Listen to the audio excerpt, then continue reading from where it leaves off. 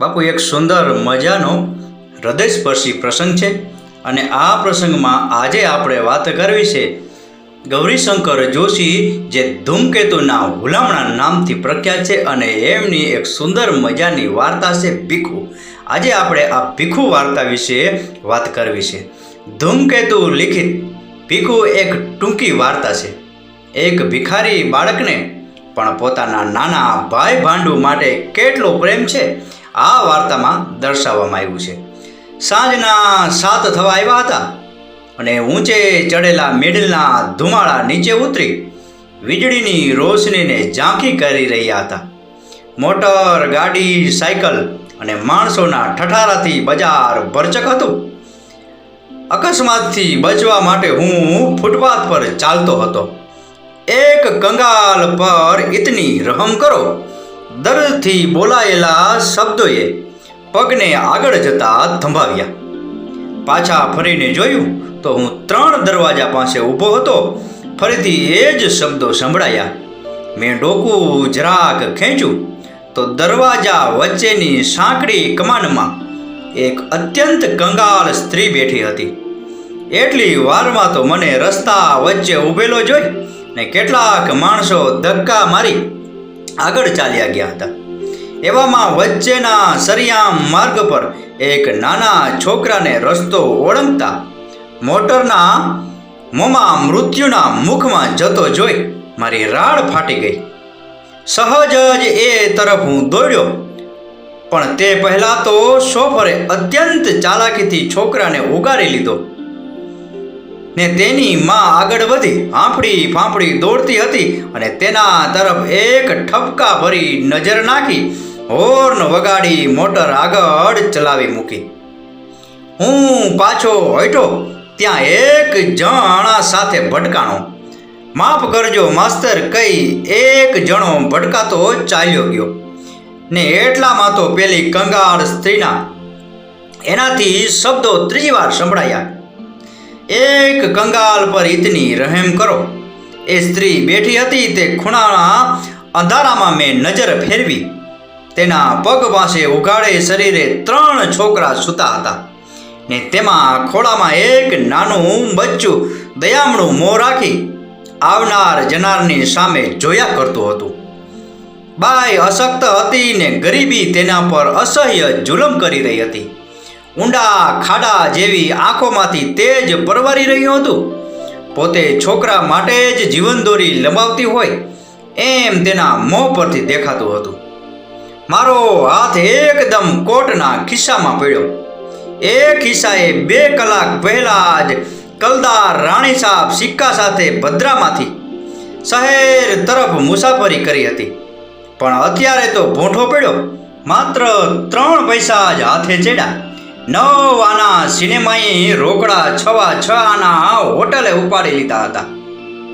સાધારણ માણસોના આવા તદ્દન સામાન્ય વિલાસમાંથી પણ ઘણા જણ પોષી શકાય તેમ છે. એ પસાર થઈ જતા વિચારની સાથે હાથ ખીચામાંથી બહાર આવ્યો. 3 પૈસા પેલી બાઈના હાથમાં પડ્યા ને પૈસાના ખખડાટથી જાગેલું એક છોકરું મને ફરી સતાવે એ પહેલાં જ હું દૂર થઈ ગયો. પણ અનાયાસે જ છોકરાના શબ્દો કાન પર પડ્યા. માં, કંઈ ખાવાનું છે? શું છે? લાવ જોઉં. ખાવાનું તો ભાઈ લાવે ત્યારે, પણ એ ગયો ક્યાં? ક્યારનો ગયો છે. પાછળની લારીવાળાનો હટો ભાઈ હટોનો અવાજ આવતા હું એક તરફ ખસ્યો ને શિંગોડાવાળાના એક જ જાતના સ્વરોની વચ્ચે થઈ પગથી પર ચડી ગયો.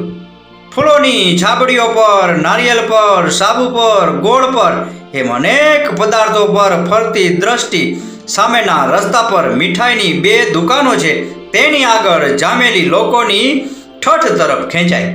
કાંઈક તહેવાર હતો ને બંને દુકાનદારોએ રોશની કરી હતી. મારા પગલાં જ સહજ એ તરફ વળ્યા. દુકાનમાં ગોઠવેલી મીઠાઈએ ને જોવા માટે ઘણા ખરા ઊભા હતા. કેટલાક પારસી બાઈઓ મીઠાઈની ખરીદી કરી રહી હતી, પણ સૌથી દૂર ખૂણામાં એક નાનો 10-12 વર્ષનો છોકરો અત્યંત તૃષ્ણાથી અનિમિષ દ્રષ્ટિએ મીઠાઈના થાળ તરફ ખાસ કરીને સૌથી આગળ પડેલા જલેબીના ચકચકિત ગૂંચળાઓ તરફ જોઈ રહ્યો હતો. અચાનક મેં એને જોયો અને ભાગતી ભાવતી જાણે એની દ્રષ્ટિ ત્યાં ચોંટી રહી હતી. એના પગ પર એક સાજું લુગડું પણ ન હતું. એના ચહેરા પર આશા, નિરાશા કે એવા કોઈ પણ જાતના ભાવ ન હતા. હું ધીમેથી ગોળ ચક્રાવો ખાઈ પેલા છોકરાની પડકે જરા દૂર અંધારામાં જઈને ઊભો ને એના પર નજર ઠેરવી. તે શાંત લીન બનીને જલેબી નીરખી રહ્યો હતો. એની આ સમાધિથી આકર્ષાયેલા એક જુવાને મારા તરફ જોઈને હાસ્ય કર્યું, પણ મારા તરફથી કશો જવાબ ન મળતા તે દુકાન તરફ વળ્યો. પાસે જલેબીનું પડીકું બંધાયું ને તેમાંથી એકાદ ગાડી ખાતો ખાતો પેલા છોકરા પાસેથી પસાર થયો. અડધી આશામાં અડધી ઘેલસામાં પેલા છોકરાએ જરાક હથેળી લંબાવી. સુગંધ લઈ શકાય એટલી નજીકથી પડીકાવાળા જુવાન સાથે જલેબીથી પસાર થઈ જોઈ તેનું મોં પાણી પાણી થઈ ગયું. તે પગના અંગૂઠા પર જરાક ઊભો થયો, નીચો થયો, ફરી શરીર ઊંચક્યું અને તરત જ નીચો થઈ પોતાના મોઠા પડેલા હાથ તેણે પોતાના લગર વગર કંગાલ પહેરણમાં છુપાવી દીધા. પાછળથી મોટરના ભૂંગળાનો અવાજ થયો. આગળથી એ આંખ પણ નથી કે શું એમ કોઈ પારસી બાનુની સાથે આવેલા પટ્ટાવાળાએ ધમકાવ્યો ને પેલા ઊભેલા કોઈએ જા જા જા, અહીં કેમ ઊભો છે? તારે શું લેવાનું છે? તારે શું લેવાનું હોય એમ કહી તેને ધિક્કાર્યો. બધા વેગને દાબતો હોય એમ ધીમે દ્રઢ પગલે પાછો હેઠો એકદમ દુકાન પરથી નજર ખેંચી લીધી ને અત્યંત આર્ત સ્વરે ફિક્કા હાસ્ય સાથે બોલ્યો, હા ભાઈ, સાચું હું સવારનો ભૂખ્યો છું, પણ મારે ભિખારીને શું લેવાનું હોય? તેણે જોરથી મુઠ્ઠી વાળી. અંદર ખખડેલા સિક્કાનો અવાજ સ્પષ્ટ સંભળાયો. એક પણ દ્રષ્ટિ પાછળ ફેંકા વગર તે ચાલ્યો ગયો. આ ભિખારી એક દુકાને ઊભો રહી 6 પૈસાના દાહિયા જોખવતો હતો. અચાનક મને પેલી સ્ત્રીના શબ્દો યાદ આવ્યા. અરે કદાચ એ દરવાજાની સાંકડી નેણમાં સડતા કુટુંબનો આ છોકરો સ્તંભ હશે. કદાચ હોય જ, એમ જ હશે. સામેથી જ દુકાને નીચે બેસી ધૂળમાં પોતાનું ચિત્રું પાથરી એમાં દાળિયા બાંધી રહ્યો હતો. તેણે એક મુઠ્ઠી તેમાંથી ભરી. વીજળીના પ્રકાશમાં એ મુઠ્ઠીને અધ્ધર જતી મેં જોઈ અને એણે ઝડપી લેવા આતુર મોં પહોળું થતું દેખાયું. મારી નજરે પેલા ભિખારીના મોંને બંધ થઈ નીચે આવતું જોયું. તેનું વદન કરમાઈ ગયું ને તેણે મુઠ્ઠી ભરેલા દાળિયા મુઠ્ઠી એમ જ ચિત્રામાં પાછી જતી રહી. ભૂખનું દુઃખ ગળી જઈ ચિત્રું વીંટાળી તે તરત દરવાજા તરફ ચાલ્યો અને પેલી સ્ત્રી પાસે જ ગયો. પેલા છોકરા એને વળગી જ પડ્યા ને સ્ત્રીએ પોતાની ફાટેલ તૂટેલ ગોદડી પર તેને બેસાડ્યો ને પૂછ્યું, બેટા, તે કાંઈ ખાધું? મારા અંગે અંગમાંથી ટાઢની ચમકારી પસાર થઈ ગઈ. હા માં, તે શાંતિથી બોલ્યો, મેં તો બહુ દાળિયા ખાધા, ખૂબ પાણી પીધું ને પછી આવ્યો. અત્યાર સુધી ક્યાં રોકાણો તો ભાઈ? માં, પેલી જલેબીની દુકાન છે ને, ત્યાં એક શેઠીએ મને જલેબી ખવડાવી. હે? હા માં. અમારો ભાગ કરતા છોકરા કૂદી પડ્યા. છોકરો શર્મિંદો થઈ ગયો. માએ તેની સામે ઠપકાથી ને સંતોષથી જોયા કર્યું. બેટા, એવું હોય તો પોતાના ભાંડરાને માટે થોડુંક રાખીએ. તું તો મોટો, તારા પાયડા આ મોટા થાય તેમ છે. દાળિયા ક્યાંથી કાઢ્યા? બરફ ચાર્યો, તેના 10 પૈસા આવ્યા તે. હા, કેટલા પૈસાના દાળિયા લાવ્યો? 6 એમ બોલતા બોલતા તેણે છેવટે કહ્યું 10. આના જીવનનો જરાક ટેકો આપ્યો હોત.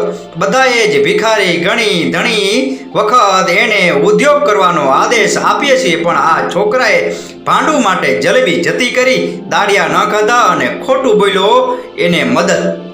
ઉતાવળથી ખીચામાં ગયેલો હાથ પાછો ફર્યો. ધોબીનો ધોયેલ કોટ આજે જ પહેરેલો હોવાથી સાબરમતીથી થોડીક ઝીણી રેતી જ હાથ સાથે ચોંટી ને મેં હોટલમાં સિનેમાને આજે ફરી વખત યાદ કર્યા. છેક એમની પાસે સરીને મેં કહ્યું, છોકરા, તારું નામ? અવિશ્વાસ ભરી રીતે એ મારી સામે જોઈ રહ્યો.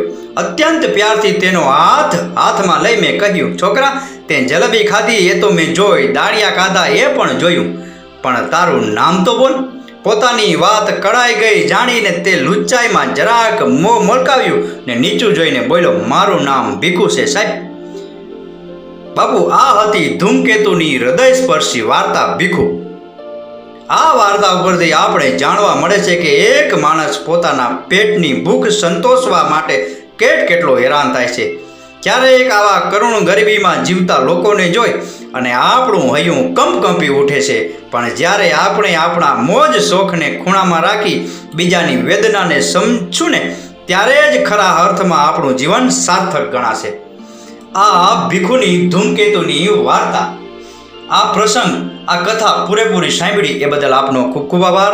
આપનો દિવસ શુભ રહે. મહાદેવ હર.